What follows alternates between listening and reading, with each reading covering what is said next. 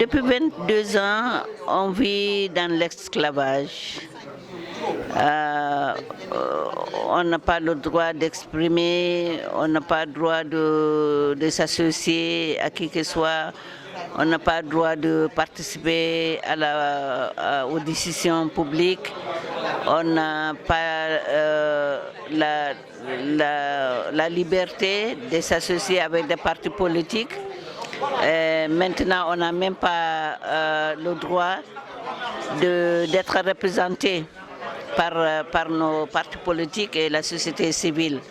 Maintenant, il ne veut pas avoir d'opposition. Elle a presque tué l'opposition parce qu'il a fait des réformes qui ne donnent aucune voix aux partis opposition pour participer dans le processus de la démocratie. Donc on est là, on souffre, mais heureusement qu'on a pas mal de gens qui nous accompagnent dans notre bataille. On est dans une bataille avec Yaya Jammeh. Il y a beaucoup de gens qui vont se demander pourquoi maintenant, après 22 ans. Mais pourquoi maintenant? C'est parce que c'est le timing. C'est-à-dire on est dans l'année de l'élection et nous ne voudrons même pas que Yaya Jammeh se présente aux élections. La communauté internationale a la responsabilité morale, obligation morale pour prendre des sanctions contre Yaya Jammeh. Nous demandons à notre frère, son Excellence Macky Sall, avec son Excellence toute l'ECOWAS, l'African Union africaine et les Nations Unies à continuer à négocier avec Yaya Jammeh pour qu'il puisse céder la présidence. Parce que nous ne voulons plus qu'il soit notre président. Le pays aujourd'hui est vraiment dans une situation pénible. Il y a beaucoup de la population qui n'arrive même pas à avoir 3 repas aujourd'hui.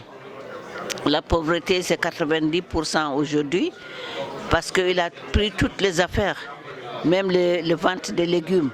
Yaya Jammeh, c'est un boulanger qui vend du pain. Il a saisi beaucoup de propriétés des gens privés qui ont travaillé pendant toute leur vie. Il le prend et il le prend à son nom. Il prend aussi les fermes de la population pauvre qui n'arrive pas à avoir de survie sauf à faire l'agriculture.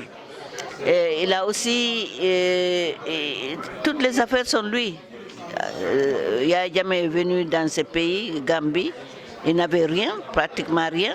Tout ce qu'il a ramassé maintenant, ou il a amassé, il est en train d'amasser, c'est au nom de la Gambie. Et ça, c'est pas raisonnable. Et ça, c'est inhumain. Il y a beaucoup de gens qui sont arrêtés, ils sont dans la prison. Maintenant, même récemment, le 14 avril et le 16 avril et le 9 mai, ils ont arrêté des gens du parti opposition UDP. Ils ont y compris son leader, Lawyer Ousseynou Dabo, l'avocat Ousseynou Dabo. Et maintenant, ils sont dans la Constitution. On ne peut pas arrêter quelqu'un pendant plus de 72 heures dans la Constitution. Mais il y a des gens qui sont là, ils ne sont pas jugés. Il les fait venir tous les jours au tribunal et il n'y a pas de procès. Et il a aussi recruté des gens mercenaires, comme les Nigériens, qui sont avocats, qui dansent à la musique de Yaya Jammeh. C'est Yaya Jammeh, c'est lui l'exécutif, c'est lui le judiciaire et c'est lui comment on dit l'autre là, c'est législature, on dit. C'est lui, il est partout, c'est lui qui fait tout. Oui, et aussi on vit dans la peur. On vit dans la peur. Même moi qui vous parle aujourd'hui, je n'ai pas peur de Yaya Jammeh parce que moi je peur que le bon Dieu. Mais lorsque je vais rentrer, je sais qu'il y a quelque chose qui m'attend. Mais quoi qu'il en soit, moi je ne vais pas sortir et quitter mon pays à cause d'une personne. Parce que c'est moi, avec les autres, qu'il doit servir. il doit servir la nation, même si je n'avais pas voté pour Yahya Jammeh. C'est la majorité qui l'a mis en place. Mais maintenant qu'il est devenu président, il doit être le père de la nation. Mais maintenant, il est le père de Diola, de son tribu.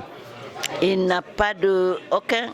Il insulte les Mandinks, il insulte les Peuls, il insulte tout. Il n'a pas de respect de d'autres tribus, sauf les Diola. Donc c'est un président de Diola. Il a beaucoup fait maintenant. Il est même difficile de vraiment accepter que Yahya Jammeh soit président. Nous, les femmes et la population gambienne, ne veut plus de lui. Nous voulons qu'il cède la présidence et que la démocratie règne. On est fatigué.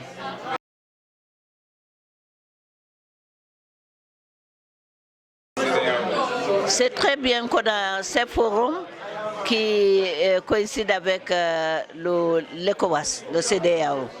Nous demandons, nous les femmes et la population de la Gambie, nous demandons que Yahya Jammeh, qu'il négocie avec Yahya Jammeh de céder la place, ça c'est le premier. Nous voulons qu'il mette des sanctions sur Yahya Jammeh, qu'il ne le laisse plus voyager, comment on appelle ça, how do you say, freeze his assets. C'est lui, c'est toutes ses propriétés parce qu'il a tout ça, c'est de la Gambie. Nous voulons qu'il le sanctionne. Il y a des sanctions, il y a des procédures. Il a violé tous les instruments et les protocoles des droits de l'humain. Donc il y a des sanctions, ils ont des mécanismes à le juger. Il faut qu'ils le jugent. Il y a Hissène Habré qui vient d'être condamné à vie. Il y a quelque chose qu'ils doivent faire. Ils ont une responsabilité morale.